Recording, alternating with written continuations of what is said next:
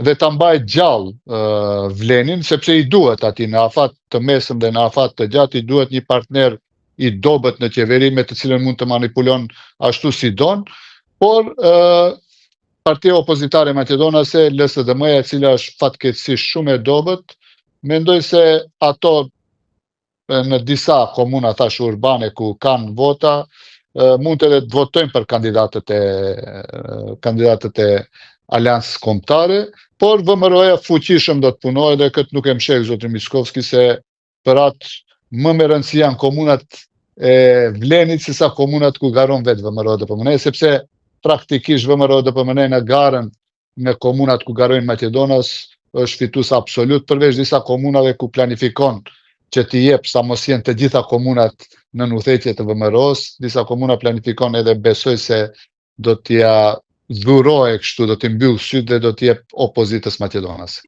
Ju thatë zotit Aravari që më shumë po punon Miskovski për Vlenin, për ta pasur si fasad. Pa është përfaqësim, a mund të vazhdoj në këtë qeveri me këta deputet 9 apo 11 në mos gaboj sa kanë mbetur të Vlenit, përfaqësimi i shqiptarëve në shumicën qeverisëse pra të Maqedonisë së Veriut, apo lind nevoja pas këtyre zgjedhjeve për zgjedhjet e reja të parakoshme? Unë mendoj se shumë varet prej rezultateve, mendoj se diferenca do të jetë më shumë se 2-1, në atë rast më tash për momentin Vleni thirret në 107.000 vota që ishim bashkë edhe ne si Aleancë bashku me Vlenin, tash mbas zgjedhjeve nuk mund të thirren në 107.000 vota, tash do të thirren në sasi shumë më të vogël të votave, pritshmëria është diku 50 deri 60.000 vota, tu mund të lëvizë plus 5.000 minus 5.000 në varësisht prej fushatës, dhe Aleanca Kombëtare pritet që të ketë vota diku 130 deri 140.000 vota, dhe mendoj se edhe vetë Vleni nuk do të dëshiron të rinë në qeveri, mbas humbjes thellë që pritet që të ndodhë në 19 tetor. Ne si Aleancë Kombëtare, unë e kam thënë shpesh, nuk duhet të insistojmë sepse vitin e kaluar e bëm si Vlen një gabim ku ishim edhe ne aty, duhet që me patjetër në qoftë se bëhemi pjesë e qeverisë, ta dim kur i bëjmë ndryshimet kushtetuese. Domethënë kur i nisim negociatat me Bashkimin Evropian.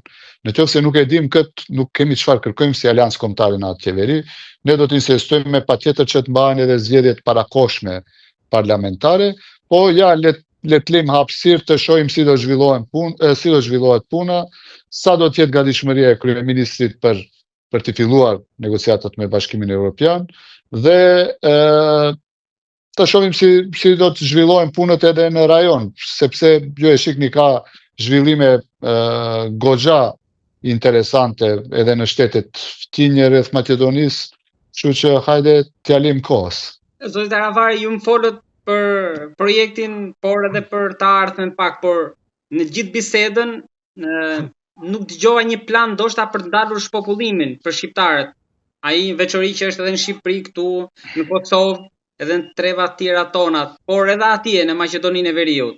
A keni një plan konkret pra për ta ndalur shpopullimin? Fatkeqësisht ky është fenomen çdo kundi në rajon. Do me thënë, migrimi është fenomen i cili shumë rand mund të luftohet.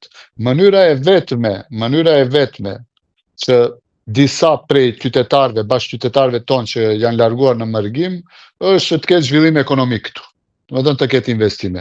Mënyra më e mirë për të pasur investime është që Maqedonia të fillon negociatat dhe mundësisht unë ende jam optimist që me Shqipërinë 2029 ose 2030 të jemi pjesë e Bashkimit Evropian dhe atëherë pres që të ketë investime plot edhe në Shqipëri edhe në Maqedoni, dhe kjo është mënyra e vetme që shumica e njerëzve të cilët punojnë dhe banojnë dhe jetojnë në shtetet e Europës perëndimore, kur të shohin se këtu ka investime, a ka edhe mungesë të jashtëzakonshme të forcës punëtore, mendoj se mund të paguen shumë më shumë këtu se sa atje, sepse edhe argjimet i kanë më pak këtu, dhe kështu ka ndodhur edhe me disa shtete tjera europiane të cilët ishin në bllokun perëndimor, flas për Polonin, për Hungarin, për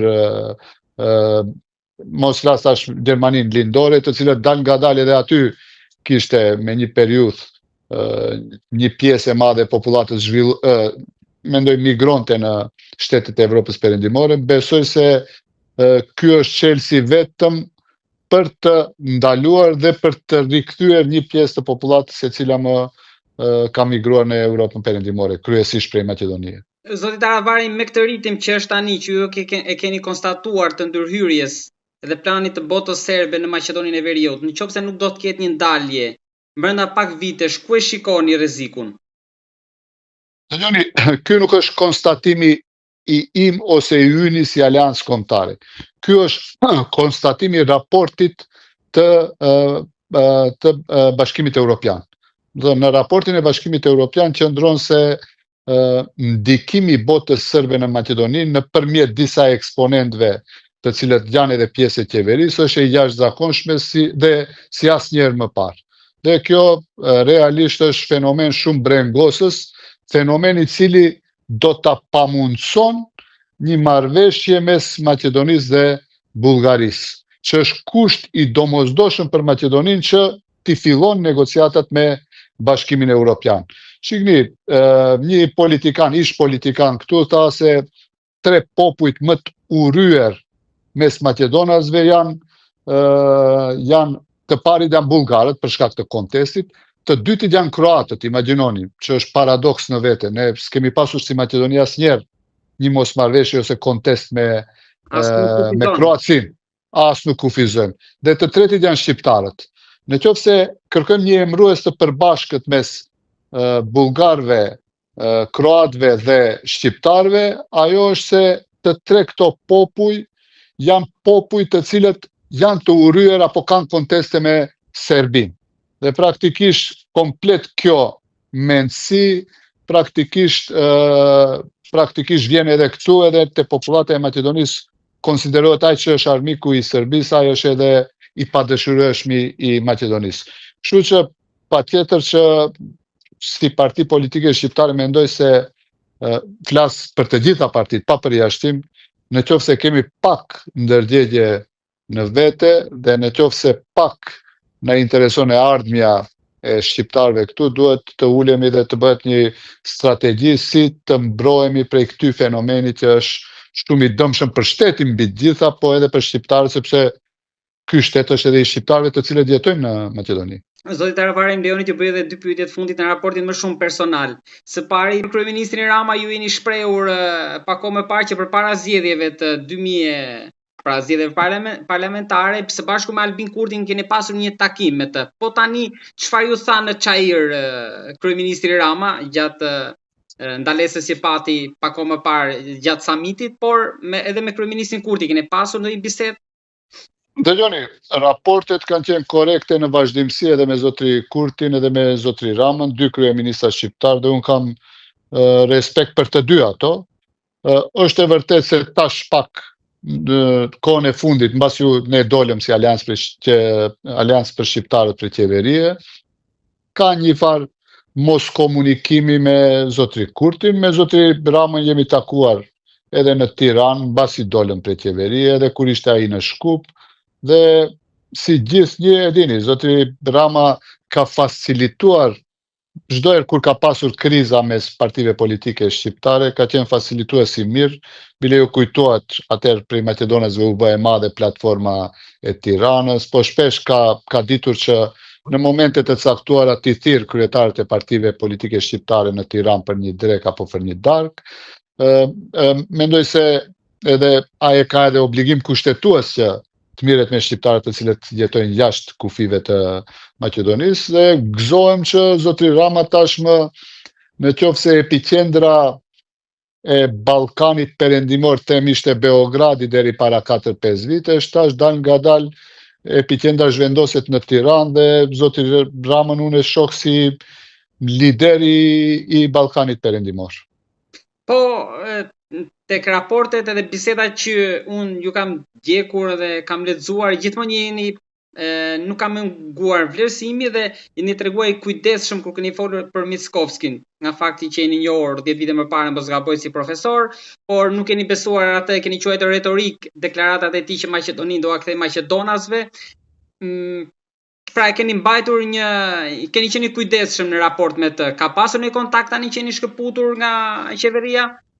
Po, komunikim ka pas me zotrin Mickovskin, mendoj komunikim kështu ma shumë nëpërmjet telefonit, ka pas komunikim. Nuk buroni diçka më shumë për çfarë kanë qenë negociatë? Jo, ma shumë kanë qenë për çështjen e parlament, për ngjarjen e parlament që ka pasur diçka që me një rast na ka kërku për kraje, për një ligj, nuk e di çfarë ka qenë, po ka pas disa komunikime kështu kemi pasur. Unë vazhdoj të mendoj se Mickovski para kamerave është njëri tjetër dhe pa kamera është komplet njëri tjetër. Unë kam vlerësim për atë, e njoh me siguri më shumë se shumica e politikanëve shqiptar, sepse afër 8-9 vite, kur ka qenë edhe sekretar general i VMRO-DPMNE-s, para se të zgjidhesh te kryetar, kemi pasur raporte korrekte. Kemi pasur raporte edhe jashtë politikës, si 2 profesor universitar. Unë mendoj se zoti Mickovski e tepron me atë që mbështetet totalisht në anketë. Domethënë çfarë thot anketa, se s'duhet të kesh raporte të mira me Bullgarinë, ajo ashtu e bën. Duhet me shqiptarët të sillesh keq dhe ajo ashtu e bën.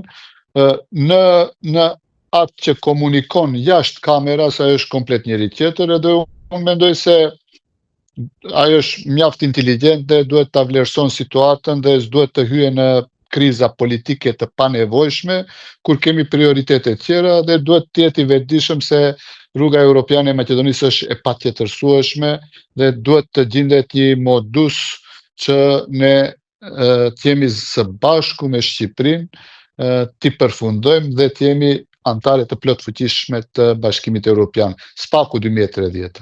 Edhe pyetja e fundit është kush është, nëse mund ma tregoni ndërmjetësin që ju bëri bashkë edhe një herë me Ali Ahmetin, është kryeministri Rama apo? Jo, shikni, ne me zotri Ahmetin, Maqedonia është e vogël, ka miq të cilët janë të përbashkët, të cilët komunikojnë, kanë komunikuar edhe me mua edhe me atë, edhe një mik i përbashkët. Mund ta zbuloni kuriozitetin apo me që është i përbashkët me ta? Nuk është me rëndësi, unë mendoj, por nuk është zotri Rama 100% këtë, po është i vendit këtu që ka pas iniciativë politikan, po, i cili ka insistuar dhe ta pinin nga një kafe, edhe kjo ka qenë takimi i parë dikundi, nëse zgaboj ka mesi ose gjysma e muajit mars të këtij viti. Ju lutem me diçka në të ardhmen në këtë tryezë, ka vend për ndonjë nga Vleni për t'ju bashkuar, pra është dera e hapur? Dëgjoni, unë e kam thënë, Vlen nuk do të ekziston mbas zgjedhjeve, sepse aty ka disa fantom parti, të cilët parti që kanë emër janë themeluesi parti para zgjedhjeve ose janë parti pjesë e qeverisë, të cilët nuk kanë as 1000-2000 vota komplet në nivel republikan. Përveç zotri Izet Mexhitit dhe Bilal Kasamit, të cilët kontrollojnë disa qytete, i udhëheqin disa qytete dhe kanë peshë elektorale, partitë tjera janë inekzistente, të cilët i mbajnë postet për arsye janë një pjesë e jona që u shkëput mbeten disa drejtorë, ato pastaj i vendosin edhe disa drejtori të reja duke u thirrë në votat e Aleancës për Shqiptarët. Kështu që ky formacion do zhbohet. Kjo është e pakontestueshme, nuk do të ekziston Vlen mbas zgjedhjeve. Unë mendoj se dyert janë të hapura edhe për antarësim, po edhe për udhëheqësit, sepse mendoj se shqiptarët në këto vitet e ardhshme, spaku 1 deri 2 vite, derisa të fillojnë negociatat dhe të jemi në procesin e negocimit, mendoj se shqiptarët duhet të jenë bashkë dhe unik, e mandej çdo kush e kemi partinë tonë dhe vazhdojmë, organizohemi dhe garojmë në zgjedhjet e ardhshme kur do qoftë që të mbahen ato. Duke ju uruar suksese, unë të falenderoj shumë për bisedën, për mua ishte kënaqësi. Ju uroj më të mira, falenderoj shumë. Faleminderit për mundësi.